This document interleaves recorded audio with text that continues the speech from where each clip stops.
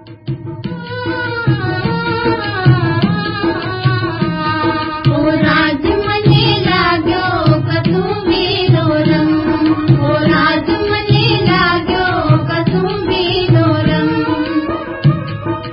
મિત્રો નમસ્કાર. અને મિત્રો આજના આપણા અતિથિને પણ નમસ્કાર કહીએ.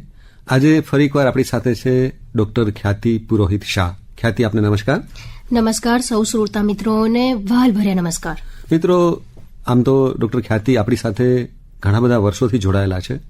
આપણી સાથે આકાશવાણી સાથે ઘણા બધા અલગ અલગ કાર્યક્રમોમાં એમણે પોતાની વાત આપણા સુધી પહોંચાડી છે. ડોક્ટર ખ્યાતિ, આજે આપણે તમારા એક પ્રિય સાહિત્યકાર વિશે વાત કરવાની છે. જી. તો એ સાહિત્યકારની ઓળખ હું કહું એના કરતા તમે તમારી રીતે જ શરૂઆત કરશો. જે સાહિત્યકારને રાષ્ટ્રપિતા મહાત્મા ગાંધીજીએ રાષ્ટ્રીય શાયર તરીકે બિરદાવ્યા છે, આપણે આજે એવા લોકલાડીલા ઝવેરચંદ મેઘાણી વિશે વાત કરીશું. ખ્યાતિ, એક વાત આમાં હું ઉમેરું કે આપણે એને સાહિત્યકારની વ્યાખ્યામાં સમાવેશ કરી શકીએ એના કરતા પણ એમનું જે કદ છે એથી પણ વિશાળ છે એવું આપણે કહેવું પડે. એમનું જે પ્રદાન છે એ લોક સાહિત્યના ક્ષેત્રમાં, આપણા સાહિત્યના ક્ષેત્રમાં, એક પત્રકારત્વ ક્ષેત્રે, અલગ અલગ ક્ષેત્રોમાં એમણે ઘણું બધું પ્રદાન કર્યું છે. તો આપણે વાત કરીએ મેઘાણીની, આપણા મેઘાણીની, રાષ્ટ્રીય શાયર મેઘાણીની, તો એમના ઉછેરની, બાળપણની વાતોથી શરૂઆત કરીશું. બિલકુલ. કંકુવર્ણી ભૂમકા ને સર્વો સાલેમાળ, નટ પટાધર નિપજે ભોંય દેવકો પાંચા. એટલે કે પાંચાળ પ્રદેશમાં કંકુવર્ણી ભૂમકા એટલે કે સુરેન્દ્રનગર જિલ્લાના ચોટીલા ગામમાં ઝવેરચંદ મેઘાણીનો જન્મ થયો હતો. વિક્રમ સંવત 1952 શ્રાવણ વદ નાગ પાંચમ અને 28 ઓગસ્ટ 1896 એ દિવસ હતો. માતા ધોળીબેન અને પિતા કાળીદાસ. પિતા ફોજદાર હતા એટલે એમને સ્થળે સ્થળે બદલીઓ થતી રહેતી અને માતા મધુર ગીત ગાતા હતા. એટલે બાળપણમાં બાળ મેઘાણીનો ઉછેર પિતાના સાહસ, શૌર્ય, શક્તિ એ બધા ગુણો સાથે માતાનો મધુર કંઠ પણ લઈને બાળ મેઘાણીએ પોતાના જીવનની પાપા પગલીઓ શરૂ કરી. હવે એમના બાળપણના કેટલાક પ્રસંગો, આમ તો ઘણી બધી વાતો થઈ શકે, પણ એકાદો પ્રસંગ જેમાંથી એમની એક ભવિષ્યની ઝલક આપણને જોવા મળતી હોય એવા પ્રસંગની વાત કરીશું. બાળ મેઘાણી જયારે 2 વર્ષના હતા ને ત્યારે માતા પિતા એમને રાજકોટ લઈને ગયા હતા. એને હું છે ને દૂધપાક પ્રસંગ એ નામે યાદ રાખું છું. જી. એ નાના હતા અને એમને દૂધપાક ખૂબ ભાવે. એમના માતા ખાસ કરીને એમનો જન્મદિવસ હોય ને એ દિવસે દૂધપાક અચૂક બનાવે. એ દિવસ હતો અને એ દિવસે એમને દૂધપાક એમની માતાએ બહુ પ્રેમથી બનાવ્યો હતો અને બાળ મેઘાણી આવ્યા બહુ હરખ સાથે એમના મનપસંદ ભોજનને માણવા માટે. અને જેવા એ પાથરણે બેઠા અને દૂધપાકનો વાડકો હાથમાં લીધો ત્યાં જ એમના પિતાના સિપાહી મિત્રો આવ્યા અને એમની સાથે બેઠા વાતો કરતા હતા. બાળ મેઘાણીને એમને જન્મદિવસની શુભેચ્છાઓ આપી અને એવા એક સંવાદ એમણે કર્યા કે ભાઈ આજે તો મેઘાણીનો જન્મ છે અને ગામમાંથી જેટલું પણ દૂધ મળે ને એટલું બધું અમે લઈ આવ્યા છે, એક ટીપું પણ નાના છોકરાઓ માટે રાખ્યું નથી. એટલે કહી શકાય કે એમણે એમનું સિપાહી તરીકેનું જે પણ ફરજ હતી એ અદા કરી. પણ બાળ મેઘાણીના કાનમાં આ શબ્દો પડતા એમના મોં સુધી ગયેલો દૂધનો કટોળ એમણે તરત જ નીચે મૂકી દીધું અને એમણે કહ્યું કે ભાઈ મને અત્યારે ઈચ્છા નથી ને મારે નથી પીવું. એટલે અહીંયાથી જ આપણને ખબર પડે કે બાળ મેઘાણીના કહેવાય ને કે નાનપણથી જ એમનામાં એ ગુણો હતા કે એ એમના સિવાય અન્યો વિશે પહેલા વિચારતા હતા. સંવેદનશીલતા હતી, એ માનવીયતાના જે ગુણો કહેવાય ને એમનામાં બાળપણથી જ રોપાયા હતા. આ એક પ્રસંગ આપણને ઘણી બધી, આપણે કહી શકાય એક એમના ભવિષ્ય વિશેની ઘણી બધી વાતો કહી દે છે. ડોક્ટર ખ્યાતિ, આપણે હવે સીધા આપણે એક કૂદકો મારીએ, એમના ઉછેર ઉપરથી આપણે એમના ઘડતરની થોડી વખત વધુ વાત કરીએ. તો કઈ રીતે એમની કારકિર્દીની શરૂઆત થઈ, એમનું આપણે ઉચ્ચ શ્રેણીમાં ભણતરની વાત આપણે થોડી કરીએ અને કારકિર્દીની શરૂઆત કઈ રીતે થઈ અને પત્રકારત્વ સાથે એ લોકો એ કઈ રીતે જોડાય એની પણ વાત તમે કરો. કોલેજમાં હતા ને ત્યારથી જ એમણે લેખન સાહિત્ય સાથે ધીમે ધીમે પગરવ માંડ્યા હતા. બરોબર. બાળ મંડળી હતી એમની 3 મિત્રોની અને 3 મિત્રો નાનપણથી એ લખીને કવિતાઓ અને જોડકણા બનાવવા, નિબંધો લખવા એ કાર્યો સાથે જોડાઈ ગયા હતા. કોલેજમાં આવ્યા ત્યારે આ કાર્ય સાથે જોડાયેલા તો હતા પણ કહેવાય ને કે એમની શરમાળ વૃત્તિ હતી. એના કારણે થતું હતું એવું કે એ લખતા ખૂબ સરસ, એમને સાહિત્યની સૂઝ પણ ખરી, પણ બને એટલું એ સ્ટેજ પાછળ રહીને કામ કરતા હતા. અને જનક રાજા તરીકે કોલેજમાં ઓળખાતા હતા, કારણ કે એમનો સ્વભાવ કે એમનો પહેરવેશ એ બધું જ એક એ રીતનું હતું કે એમને લોકો જનક રાજા કહીને ઓળખાતા હતા. એ માથે પાઘડી, ફેંટાવાળી પાઘડી પહેરતા, ધોતિયું પહેરતા, અક્કડ સરસ મજાના અક્કડ ચાલે ચાલતા, પણ પાછા સ્વભાવે તો શર્મા. બરોબર. એટલે જનક રાજા તરીકે ઓળખાયા હતા. એ પછી કોલેજ પૂરી કરી એ સમયે એ થોડા ઘણા સ્વદેશી જે ચળવળ ચાલતી હતી એમાં એમણે ભાગ લીધો. એ સાથે એમને કલકત્તા જવાનું બનાવ બન્યો. એમના મોટા ભાઈ છે એ થોડા બીમાર પડ્યા અને એમને કલકત્તા તરફ લઈ ગયા. કલકત્તા પહોંચ્યા પછી એમણે એલ્યુમિનિયમની વાસણ બનાવતી જે કંપની છે એમાં નોકરી લીધી. નોકરી સમયે પણ એટલા ખંતથી એમણે કામ કર્યું. સમયાંતરે મેનેજર પદમાં એમની નિયુક્તિ થઈ. બરાબર. એમના જે શેઠ હતા જીવનભાઈ એમને અબ્રોડ લઈ ગયા. ત્યાં પણ એમનું કાર્ય સરસ રહ્યું કે એમને ત્યાં કાયમી સ્થાપિત કરવાની ઈચ્છામાં જીવનભાઈ એમને લઈને આવ્યા હતા કે હવે આ મેઘાણીના હાથમાં જ હું મારા એલ્યુમિનિયમનો વાસણનો ધંધો છે આખો એમના હાથમાં હું આપું ને એમના જવાબદારીએ હું મૂકું. શું વાત છે. પણ કહેવાય ને કે એમનામાં એક સંવેદનશીલતા સતત હતી અને કલકત્તામાં એ રહ્યા, એમની પ્રગતિ ઉત્તરોત્તર થઈ રહી હતી. બરાબર. પણ સતત એમને મૂંઝારો થતો હતો. જી. એમને એમનું વતન છે, એમની ધરતી છે, એમને પોકારી રહી હતી. અને એ સમયે એમણે જે પહેલું એમનું લિખિતન હું આવું છું પત્ર લખ્યો એમના મિત્રને, અને એમાં એમના જે લાગણીઓ છે એમની ભૂમિ માટેની, એ લાગણીઓ એ પત્રમાં બિલકુલ આપણને અનુભવાતી હોય છે. એક બે લાઈન હું એ વાંચવા માંગીશ. જરૂર. અંધારું થતું જાય છે, ગોધીલનો વખત થઈ ગયો છે, વગડામાંથી પશુઓ પાછા આવે છે, એના કંઠની ટોકરીનો ગંભીર અવાજ કાને પડે છે, મંદિરમાં ઝાલર વાગવા લાગી, હું પણ પાછો આવું છું, ધરાઈને આવું છું. જીવનની આ ગોધીલને સમયે અંધકારને પ્રકાશની મારામારીને વખતે મારો ગોવાળ મને બોલાવી રહ્યો છે.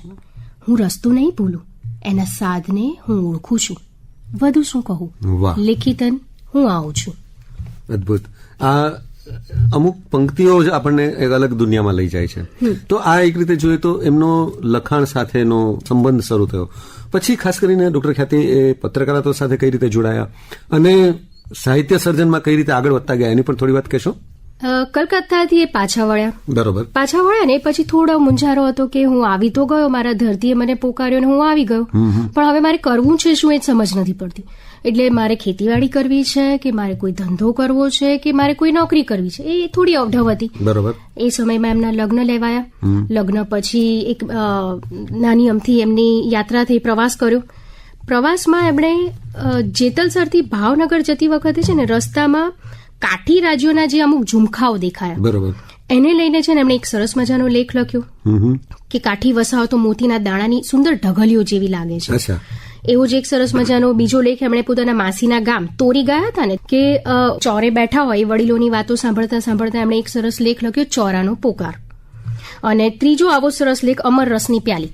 એટલે આ ત્રણેય લેખ લખ્યા અને પછી 9 મહિના પહેલા જ સૌરાષ્ટ્ર દૈનિક છે ને શરૂ થયું હતું એમાં એમણે મોકલી આપ્યા. એ દૈનિકના જે એ વખતના તંત્રી હતા અમૃતલાલ શેઠ, એમણે આ લેખ વાંચતા જ ઝવેરચંદ મેઘાણીને બોલાવ્યા અને ઝવેરચંદ મેઘાણી ત્યાં પહોંચ્યા મળવાને ત્યાં જ એમને તંત્રી મંડળમાં સામેલ કર્યા. એટલે આ એમની પત્રકારત્વની શરૂઆત થઈ. અને એક રીતે જોઈએ તો એમની સાહિત્ય સર્જનની શરૂઆત પણ કહી શકાય ને. હા, બિલકુલ. કારણ કે પત્રકારત્વની શરૂઆત સૌરાષ્ટ્ર દૈનિકથી થઈ. બરોબર. એ સમયમાં અમૃતલાલ શેઠે મેં જેમ તમને વાત કર્યું એમ કે એમના લેખોથી એટલા પ્રભાવિત હતા કે એક સમયે એમણે જાહેર ખબર એમના સમાચાર પત્રમાં આપી દીધી કે હવેથી અમે રસધાર શ્રેણી શરૂ કરી રહ્યા છે. બરોબર. અને ઝવેરચંદ મેઘાણીની જવાબદારી સોંપી. એટલે થયું એવું કે સોમ, મંગળ, બુધ, ગુરુ ઝવેરચંદ મેઘાણી પત્રકારત્વનું કામ કરતા અને શુક્ર, શનિ ને રવિ એ બધા પ્રવાસ કરતા. સૌરાષ્ટ્રના ઘણા એવા અંતરિયાળ પ્રદેશોમાં જતા અને સરસ મજાના લેખ લઈને આવતા, કંઈક સરસ નિબંધની શૈલીમાં એ ઢાળતા, ક્યાંક કવિતાની શૈલીમાં એ ઢાળતા અને એમ ધીમે ધીમે ધીમે એમનું લોક સાહિત્ય તરફ પ્રયાણ શરૂ થયું. અને આપણને આપણા લોક સાહિત્યમાં જે છુપાયેલી જેટલી ઘટનાઓ હતી, કેટલીક વાતો હતી, એ બધી મેઘાણીએ એક રીતે આપણા સુધી પહોંચાડી પણ ખરી. બિલકુલ. એટલે એ કહીએ ને કે સૌરાષ્ટ્રની રસધાર છે જે આપણો સૌથી મોટો એમનો 5 ગ્રંથોનો અંક કહી શકીએ 1923 થી 1927માં સાલ પ્રમાણે સતત એક ગ્રંથ એમણે આપ્યો છે. એ સૌરાષ્ટ્રની રસધારમાં એમણે સૌરાષ્ટ્રના પ્રદેશમાં જ્યાં જ્યાં ફર્યા ત્યાં લોકોની કથાઓ જે લોકબોલીમાં હતી હજુ સુધી એ મુદ્રિત માધ્યમમાં આવી નથી, એને એમણે સાંભળી લોકોના મોઢે અને પછી એને શબ્દરૂપ આપ્યું. વાહ. અને એમના આ જે યાત્રા હતી એમાં એમના 3 ગુરુઓ કહી શકાય કે એમણે સાષ્ટાંગ નમસ્કાર કર્યા કહેવાય, અને એમણે પોતે એમના લેખનમાં લખ્યું છે કે વાસુરવાળા, ઢેલીબેન અને દુલાભાયા કાગ, આ 3 વ્યક્તિઓનું પ્રદાન એમના આ લોક સાહિત્ય સર્જનમાં અઢળક રહ્યું છે. વાહ. કેટલીક અદભુત કૃતિઓ આપણે કહેવાય કે આપણા સુધી મેઘાણી સાહેબ દ્વારા પહોંચી એવું આપણે કહી શકીએ. હવે એમની કેટલીક એમના સાહિત્ય સર્જનની વાતો કરવી હોય તો કેટલા બધા પુસ્તકોની વાત આપણે કરવી પડે, લગભગ 50 જેટલા પુસ્તકો અને ઘણી બધી રચનાઓ અથવા કૃતિઓ. તો કેટલીક મહત્વની કૃતિઓ તમારી દ્રષ્ટિએ ડોક્ટર ખ્યાતિ હોય એમની થોડી વાતો કરીશું. બિલકુલ.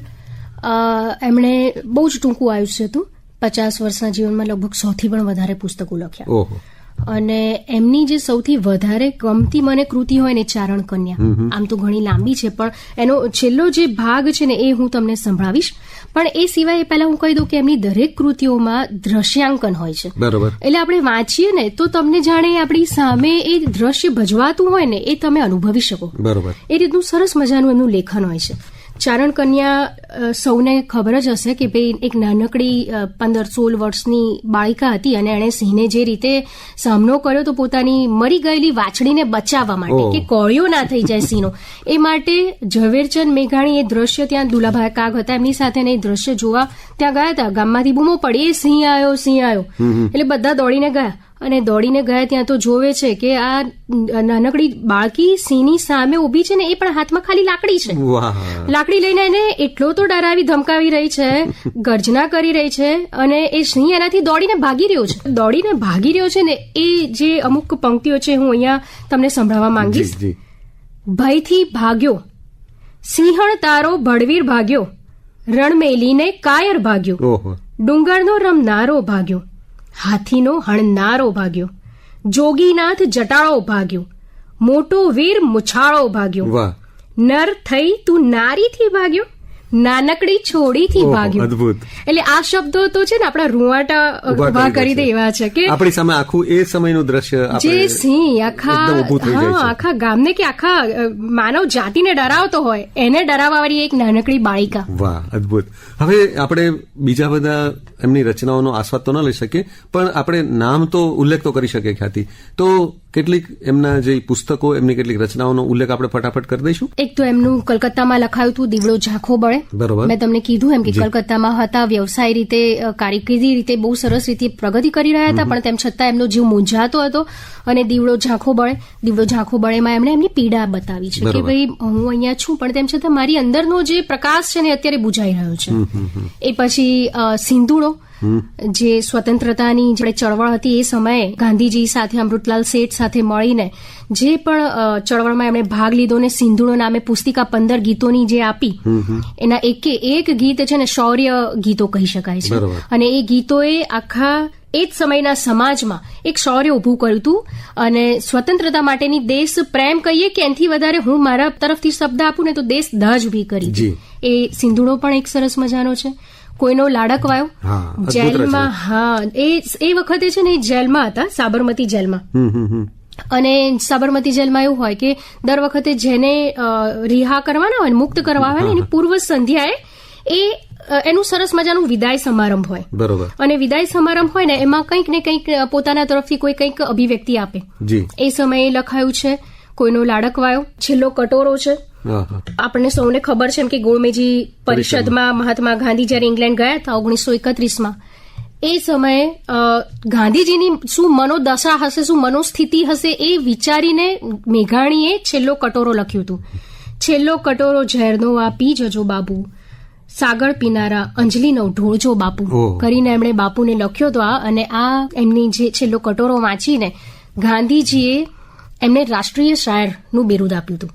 મહાદેવભાઈ દેસાઈએ એમની ડાયરીમાં લખ્યું હતું કે ઝવેરચંદ મેઘાણીએ બાપુના છેલ્લા 15 દિવસના જે પણ મનોવ્યથાઓ છે એને અદ્દલ શબ્દરૂપ આપ્યું છે.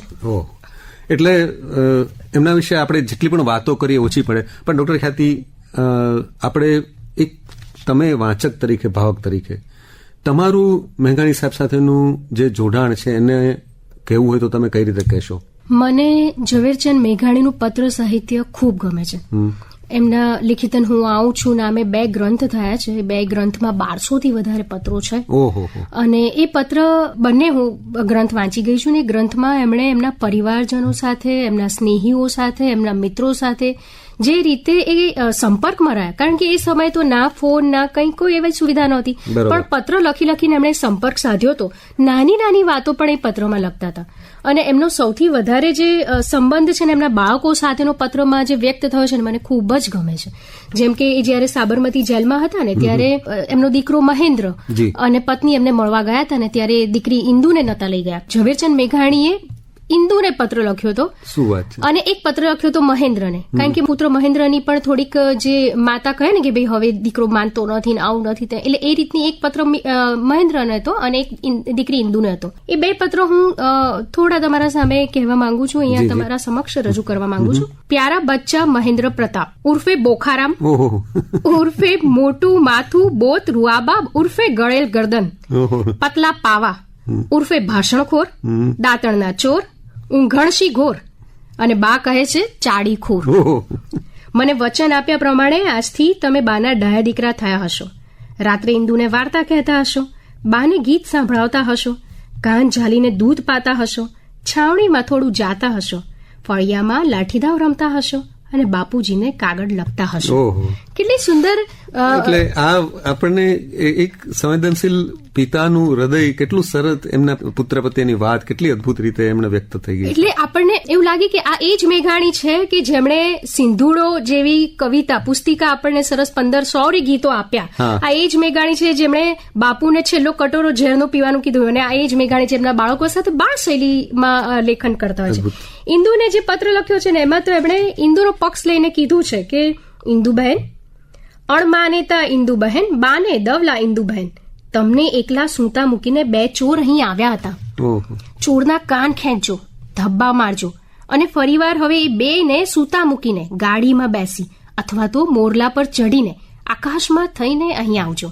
આપણે એકલા એકલા મળીશું, વાતો કરશું, ફૂલના હાર ગજરા ગૂંથશું. તમે એ 2માંથી કોઈને કહેશો નહીં કે બાપુ સાથે શીશી વાતો કરી. ખાનગી, ખાનગી, એકદમ ખાનગી. અહીં આવી મને છાનામાના કહી દેજો કે બા તમને સૂતા સૂતા વાર્તા કહે છે કે નહીં, ગીત ગાય છે કે નહીં અને આંખો આજીને દોકડા દે છે કે નહીં. ખ્યાતિ, અદભુત વાતો. અને આ ભાવ સાથે જ આપણે આ વિરમીએ. આપે એક મહાન વ્યક્તિત્વનો બહુ સરળ રીતે અમને એક પરિચય, તો પરિચય તો આપણે બધા એમને જાણીએ જ છીએ, પણ એક અલગ રીતે પરિચય આપે કરાવ્યો. એ બદલ આપનો પણ આભાર અને આપને અઢળક શુભેચ્છાઓ. Thank you very much. જી, આપ સૌનો આભાર.